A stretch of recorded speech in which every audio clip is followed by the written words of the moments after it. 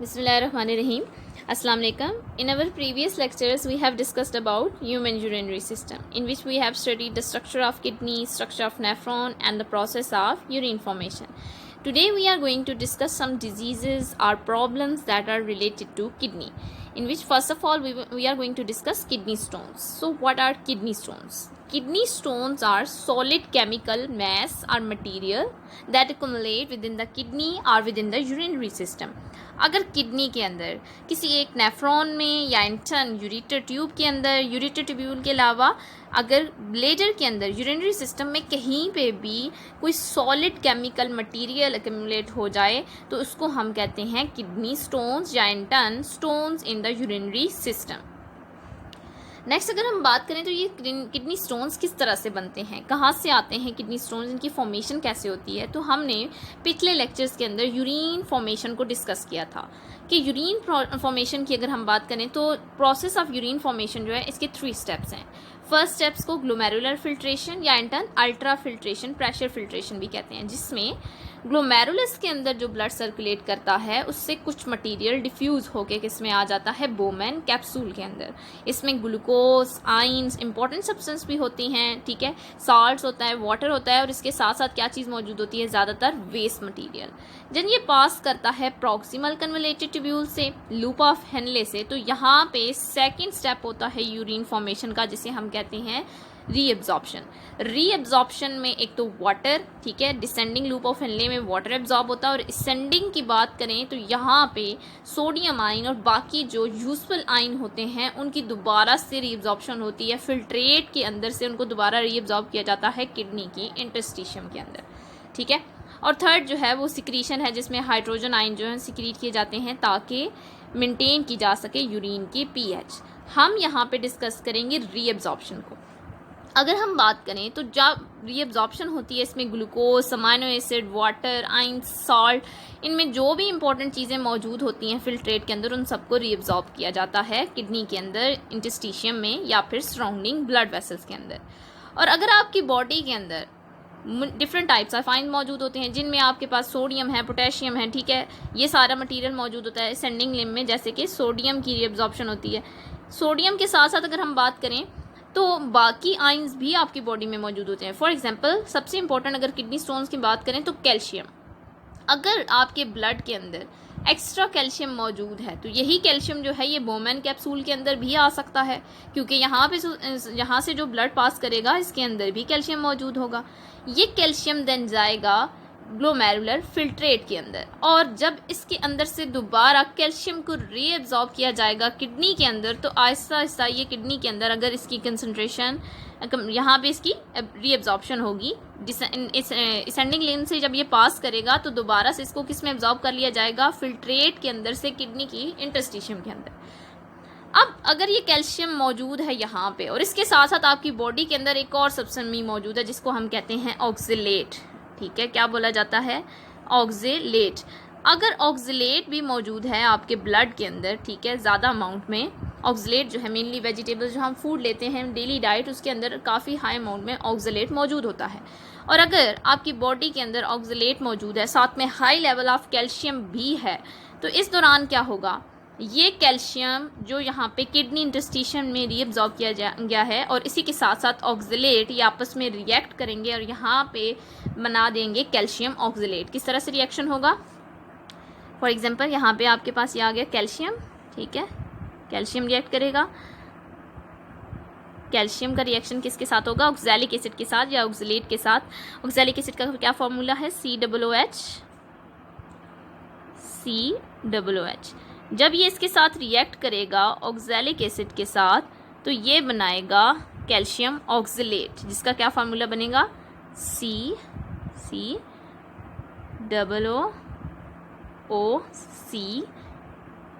Sorry यहाँ पे calcium और इसी तरह यहाँ पे भी क्या आ जाएगा, कैल्शियम. तो कैल्शियम ऑक्जेलेट फॉर्मेशन हो जाएगी. और ये जो कैल्शियम ऑक्जेलेट है ये अगर इसकी अमाउंट ज़्यादा होती जाएगी, ये सॉलिड मटेरियल में एक्युमुलेट होना स्टार्ट हो जाएगा, और जैसे जैसे इसकी अमाउंट इंक्रीज़ होती जाएगी किडनी की इंटरस्टिशियम के अंदर, यहाँ पे ये स्टोन की शक्ल लेता जाएगा। और यही स्टोन जो है ये किसी भी पार्ट में बन सकता है। ये इंटर्न नेफ्रॉन के अंदर भी बन सकता है, आपकी पेल्विस रीजन में भी बन सकता है, और यूरेटर के अंदर भी बन सकता है, और किडनी की इंटरस्टिशियम के अंदर भी डेवलप हो सकता है। ठीक है, तो ये रीज़न है किडनी स्टोन्स की। ज़्यादातर जो किडनी स्टोन्स हैं वो कैल्शियम की वजह से ही बनते हैं, लेकिन और भी बहुत सी रीजंस हैं किडनी स्टोन्स की। सो काजेज ऑफ किडनी स्टोन्स की बात करें तो किडनी स्टोन्स जो हैं इनकी बहुत सी रीजंस हैं, जिसमें मेन 2 रीजंस की अगर हम बात करें तो वो है hypercalcaemia and hyperoxaluria. Hypercalcaemia, hyper mean high level, ठीक है। कैल्सीमिया कैल्शियम के लिए यूज़ किया गया। अगर आपके ब्लड के अंदर कैल्शियम का हाई लेवल मौजूद है तो इसकी वजह से आपके अंदर किडनी स्टोन डेवलप होने के चांसेस ज़्यादा हो सकते हैं, और इसको हम कहते हैं hyper calcaemia. Hyper calcaemia mean high level of calcium in the blood. इसकी रीज़न क्या है? आपके ब्लड के अंदर हाई कैल्शियम कहाँ से आता है? इसकी रीज़न ये है कि आपकी डाइट के अंदर एक तो कैल्शियम मौजूद होता है, इसके साथ साथ अगर आप डाइटरी सप्लीमेंट ले रहे हैं जिनमें कैल्शियम मौजूद है, तो यही कैल्शियम जो है आपके ब्लड के अंदर एक्युमुलेट हो सकता है या हाई लेवल तक पहुंच सकता है, जिसके बाद आपके अंदर कौन सी सिचुएशन पैदा होगी? Hyper calcaemia. सेकेंड क्लास जो है किडनी स्टोन्स का, ठीक है, वो है हाइपर ऑक्सिलेरिया। हाइपर ऑक्सिलेरिया की अगर हम बात करें तो हाइपर ऑक्सिलेरिया क्या है? Hyperoxaluria basically high level of oxalate in the blood है। अगर आपके ब्लड के अंदर हाई लेवल ऑफ ऑक्सिलेट मौजूद है तो इसको हम हाइपो ऑक्सिलेरिया कहेंगे, ठीक है। ज़्यादा कंसंट्रेशन में ऑक्सिलेट आपकी बॉडी में मौजूद है। अब इसका क्या नुकसान है? यही ऑक्सिलेट, जैसे हमने पीछे डिस्कस किया, कैल्शियम के साथ मिलेगा, ठीक है, और जहाँ किडनी के अंदर अगर ये कैल्शियम के साथ रिएक्ट करेगा तो क्या बनाएगा? Calcium oxalate. और यही कैल्शियम ऑक्सिलेट अगर ज़्यादा अमाउंट में एक्युमुलेट होना स्टार्ट हो जाए तो क्या फॉर्मेशन हो जाएगी? स्टोन फॉर्मेशन, ठीक है। और अगर हम हाइपो ऑक्सिलेरिया की बात करें, इसका सोर्स क्या है, कहाँ से आता है ऑक्सिलेट एक्स्ट्रा हमारे ब्लड के अंदर? तो मेनली जो हम वेजिटेबल्स लेते हैं, ठीक है, जैसे टोमेटोज़ है, ठीक है, टोमेटोज़ के अलावा जितनी भी ग्रीन वेजिटेबल्स हैं उन सब के अंदर काफ़ी हाई अमाउंट में ऑक्सिलेट मौजूद होता है। तो ये अगर हमारे ब्लड के अंदर एक्स्ट्रा हो जाए तो ये कैल्शियम से रिएक्ट करके किडनी स्टोन्स काज कर सकता है। Next, chemical nature of kidney stone. Chemical nature के लिहाज से मीन किस तरह के होते हैं किडनी स्टोन्स, किडनी स्टोन्स की कौन सी टाइप्स हैं? तो सबसे पहले हमारे पास 3 टाइप्स हैं किडनी स्टोन्स की, मेन जो हैं। There are calcium oxalate types, ठीक है, कुछ ऐसे स्टोन्स होते हैं जिन कैल्शियम ऑक्सिलेट के होते हैं, then calcium phosphate type and uric acid, ठीक है। ये 3 टाइप्स हैं किडनी स्टोन्स की मेनली जो होती हैं, ठीक है। अगर हम किडनी स्टोन्स की बात करें इंसिडेंस के लिहाज से, जितने भी किडनी स्टोन्स होते हैं उनमें से 70% किडनी स्टोन जो हैं वो कैल्शियम ऑक्सिलेट के होते हैं। देन 15% कैल्शियम फॉस्फेट के स्टोन्स होते हैं, ठीक है, किडनी स्टोन्स में से। और 10% स्टोन जो हैं out of all kidney stones वो किससे मिलके बने होते हैं? यूरिक एसिड से, ठीक है। अगर हम कैल्शियम ऑक्सिलेट स्टोन्स की बात करें तो इनका हाई लेवल ऑफ कैल्शियम आपके ब्लड में मौजूद है, साथ में आप ऑक्सिलेट कंजप्शन भी ज़्यादा है। ग्रीन वेजिटेबल्स, टोमेटोज़ वगैरह हैं, इनके अंदर ऑक्सिलेट मौजूद होता है, और ये भी आपके ब्लड के अंदर आ जाए, ज़्यादा एक्स्ट्रा अमाउंट में मौजूद हो, तो हाई कैल्शियम और ऑक्सिलेट मिल के क्या बनाएंगे? Calcium oxalate. और ये स्टोन अगर जमा होते जाएं, ज़्यादा अमाउंट में हो जाएं, तो ये बड़े बड़े से स्टोन्स बन जाएंगे, जैसे कि आपको ये शेप दिखाई गई है, ठीक है। मेनली जो स्मॉल स्टोन्स होते हैं ना, ये इतने ज़्यादा हार्मफुल नहीं होते। जैसे कैल्शियम ऑक्सिलेट बन भी जाता है अगर किडनी के अंदर नेफ्रॉन में किसी पार्ट में, तो अगर उसका साइज़ 5 मिलीमीटर से कम है तो वो इतना डेंजरस नहीं होगा, वो यूरिन के साथ एक्सक्रीट आउट हो जाएगा। लेकिन अगर 5 मिलीलीटर से ज़्यादा बड़े स्टोन एक्युमुलेट होना स्टार्ट हो जाएँ तो वो आपकी यूरेटर को पास नहीं कर सकते, और इन टर्न यूरेटर के अंदर एक्युमुलेट होना स्टार्ट हो जाते हैं, जिसकी वजह से यूरिनरी ऑब्स्ट्रक्शन भी हो सकती है और किडनी में भी किसी पॉइंट पे ये एक्युमुलेट हो सकते हैं। सेकंड है calcium phosphate type. Calcium phosphate जो है आउट ऑफ ऑल 15% जो स्टोन्स होते हैं वो कैल्शियम फॉस्फेट के स्टोन्स होते हैं। इसी तरह कैल्शियम फॉस्फेट से भी रिएक्ट कर सकता है। अगर आपकी बॉडी के अंदर हाई लेवल ऑफ कैल्शियम मौजूद है तो ये फॉस्फेट के साथ भी मौजूद मिल सकता है। फॉस्फेट के साथ मिलके ये बनाता है ट्राई कैल्शियम डाइफॉस्फेट, ठीक है। और जब ये बनाएगा तो इसकी वजह से अगर इसकी अमाउंट ज़्यादा हो जाती है, जैसे मैंने आपको पहले बताया कि अगर 5 मिलीमीटर से कम है तो देन तो ये डेंजरस नहीं होंगे। लेकिन अगर इनका साइज इससे ज़्यादा होगा तो देन ये स्टोन एक लार्जर स्टोन की शेप ले लेंगे जो किडनी को लीव नहीं कर सकता या यूरेटर को लीव नहीं कर सकता, और देन इस केस में ये हार्मफुल होंगे। यूरिक एसिड, यूरिक एसिड जो है 10% ऑफ स्टोन जो है किडनी स्टोन्स उनके लिए बेसिकली ये काज करता है यूरिक एसिड। और यूरिक एसिड मौजूद होता है एनिमल्स प्रोटीन के अंदर, जैसे कि मीट है, फिश है, ठीक है, इसके अंदर मौजूद होता है। अगर आप ज़्यादा एनिमल प्रोटीन ले रहे हो तो इन टर्न आपकी बॉडी में यूरिक एसिड की अमाउंट भी ज़्यादा हो जाएगी, ठीक है। यूरिक एसिड इसके साथ साथ न्यूक्लिक एसिड के मेटाबॉलिज्म से भी प्रोड्यूस होता है। और अगर आपकी बॉडी के अंदर high level of uric acid है तो यही कंसनट्रेट करना स्टार्ट हो जाएगा। और अगर ये कंसनट्रेट कर जाए किडनी के अंदर तो यहाँ पे ये क्या बना देगा, यूरिक एसिड कहीं भी बॉडी में कंसनट्रेट कर सकता है। और अगर ये किडनी के अंदर कंसनट्रेट कर जाए, ठीक है, लार्ज मटीरियल की फॉर्म में, सॉलिड मैस की फॉर्म में जमा हो जाए तो वहाँ पर ये स्टोन काज कर देगा, ठीक है। ये तीनों स्टोन्स आपको दिखाए गए हैं, ये कैल्शियम ऑक्सलेट के स्टोन्स हैं, मेनली ये ब्राउन कलर के होते हैं। इसी तरह कैल्शियम फॉस्फेट के हैं तो ये डर्टी वाइट होते हैं, और ये भी आपके पास ब्राउन कलर के स्टोन्स आते हैं यूरिक एसिड के। फॉर्मूला बताया गया कैल्शियम ऑक्सलेट का, ठीक है।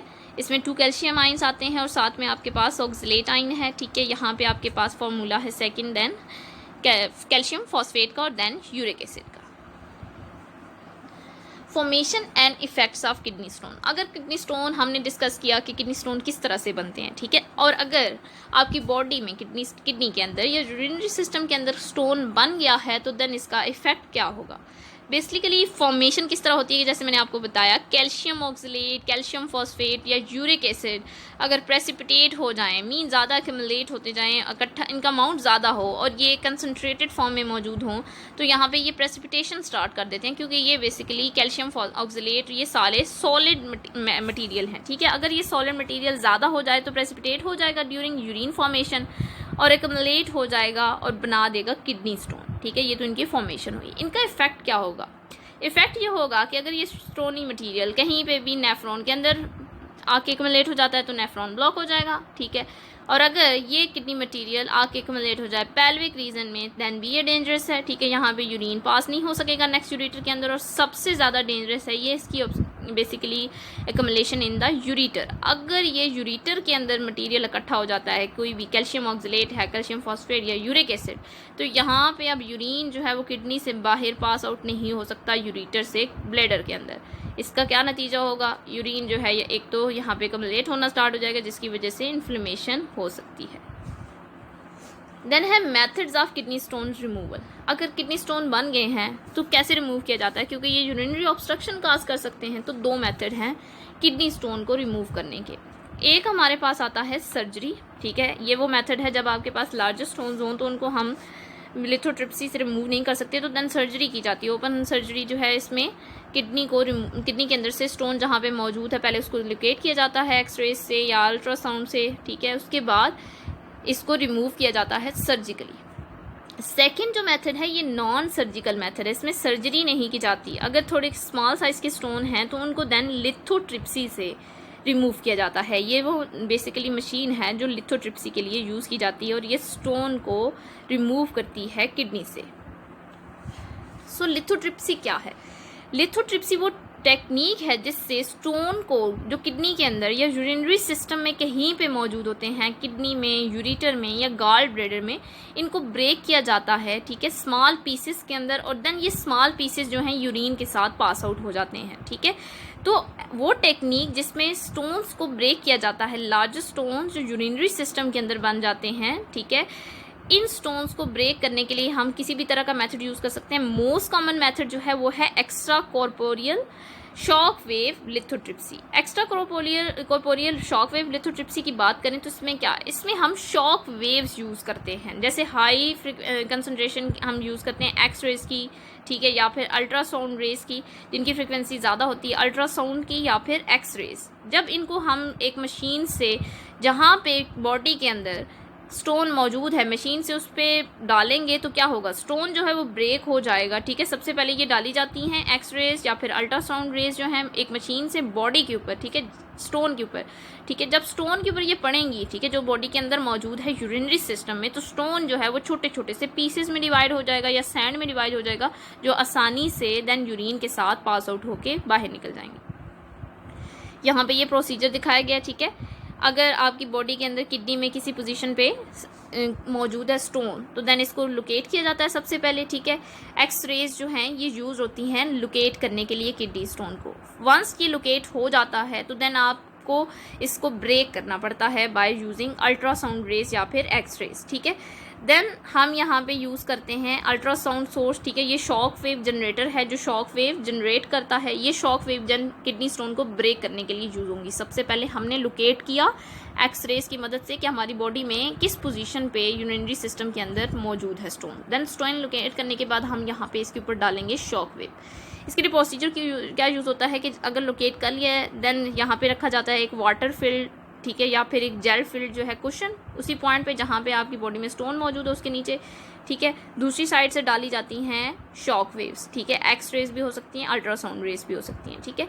शॉक वेव्स जो हैं ये फोकस्ड होती हैं किडनी स्टोन के ऊपर, बॉडी के बाहर से ये डाली जाती हैं, ठीक है। यहाँ पे कुछ सर्जरी नहीं हो रही, सिंपली बॉडी के अंदर स्टोन मौजूद है किसी पॉइंट पे, हमने उसको लोकेट किया, फिक्स किया, ठीक है, मशीन को, और यहाँ से हम फिक्स पॉइंट के ऊपर, फोकस पॉइंट के ऊपर बाहर से बॉडी के अंदर भेजेंगे शॉक वेव्स, ठीक है। ये शॉक वेव जब अंदर जाएंगी, ठीक है, यहाँ पे ये एक्सरेज का सोर्स है, ये शॉक वेव बॉडी के अंदर जाके क्या करेंगी, जहाँ पे भी स्टोन मौजूद होगा उससे टकराएंगी और उसको ब्रेक कर देंगी छोटे छोटे पीसेस के साथ। अंदर जो सैंड के साथ सैंड मटेरियल भी हो सकता है या फिर छोटे छोटे से पीसेस हो सकते हैं।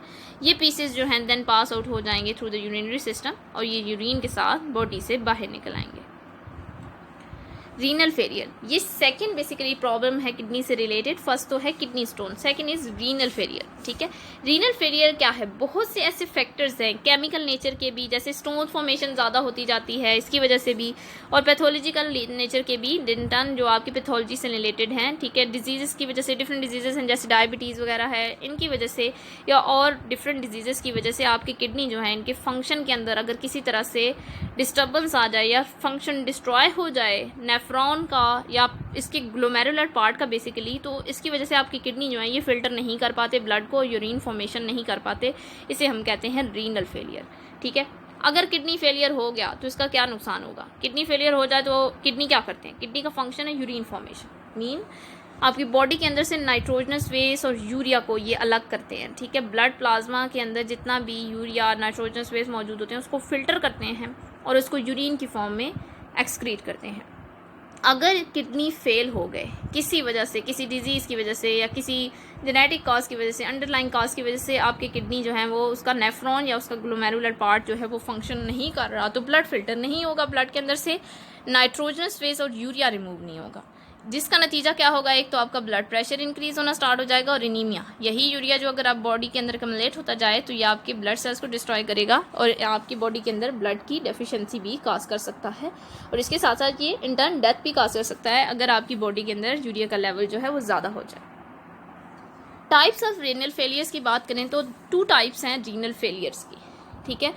एक है हमारे पास chronic renal failure. Chronic renal failure क्या है कि अगर किडनी फंक्शन कम्प्लीटली लॉस्ट हो जाए, इसमें आपके पास किडनी जो है वो रिमूव नहीं कर सकते नाइट्रोजनस वेस्ट, इसका एक ही ट्रीटमेंट है कि डायलिसिस किया जाता है। डायलिसिस में क्या है, हम एक आर्टिफिशियल सिस्टम यूज़ करते हैं किडनी लाइक, जो आपके ब्लड को, जिसमें से ब्लड सर्कुलेट किया जाता है और वो ब्लड के अंदर से नाइट्रोजनस वेस्ट को क्या करता है, अलग करता जाता है। तो आर्टिफिशियल किडनी जो है उसको हम डायलिज़र कहते हैं या इस प्रोसेस को हम कहते हैं डायलिसिस।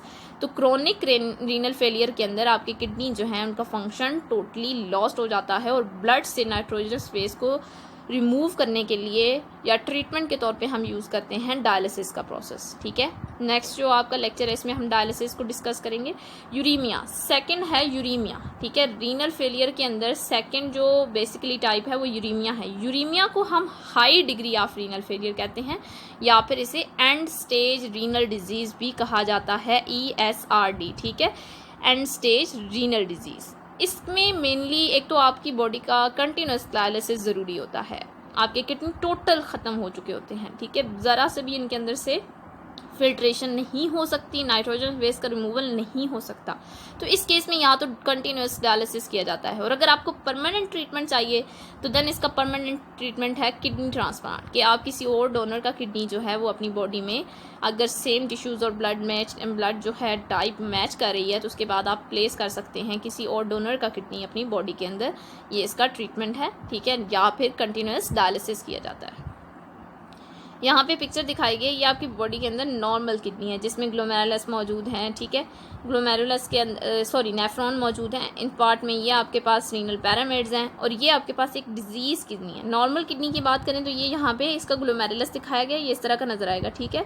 यहाँ पे ब्लड कैपिलरीज मौजूद हैं, साथ में बोमेन कैप्सूल है, ठीक है। कलेक्टिंग ट्यूब्यूल्स भी ये साथ में इसकी नज़र आ रही हैं। लेकिन अगर हम डिजीज़ किडनी की बात करें क्रोनिक रीनल फेलियर के अंदर, तो ये आप नज़र आ रहे हैं कि यहाँ पे इसका डैमेज हो चुका है ग्लोमेरुलस पार्ट, ये सारी ट्यूब्स ख़त्म हो चुकी हैं। इसी तरह ये ट्यूब्यूल्स आपस में मिक्स हो चुकी हैं, ठीक है। जो ऐसी ट्यूब्यूल जो हैं इनके अंदर से ना तो फिल्ट्रेशन हो सकती है और ना ही यूरिन फॉर्मेशन होने के बाद अगर फिल्ट्रेशन हो रही है, ग्लोमेरुलस डैमेज नहीं है, उसके बाद भी ट्यूब्यूल डैमेज है, तो यूरिन जो है देन आगे पास आउट नहीं हो सकता पेल्विस रीजन के अंदर, ठीक है। तो ये किडनी की फंक्शन के अंदर डिस्टर्बेंस काज करेगा। यहाँ पे दिखाई है पिक्चर यूरीमिया की। यूरीमिया में आप देख सकते हैं यहाँ पे किडनी का जो इंटरनल डिस्ट्रक्शन हो चुकी है पार्ट की। यहाँ पे आप देख सकते हैं यहाँ पे नेफ्रॉन वाला पार्ट जो है या ट्यूब्यूल जो पैरामिड रीजन में और इस तरह कॉर्टेक्स रीजन में मौजूद थी नेफ्रॉन की, वो सारा स्ट्रक्चर किडनी का डिस्ट्रॉय हो चुका है। और इस तरह का किडनी जो है ये बिल्कुल भी फिल्ट्रेशन एबिलिटी नहीं रखता। या तो इसके ट्रीटमेंट के लिए डायलिसिस कराना पड़ेगा आपको आपकी बॉडी के अंदर से यूरिया ब्लड के अंदर से रिमूव करने के लिए, या फिर intern kidney transplant. Thank you so much, students.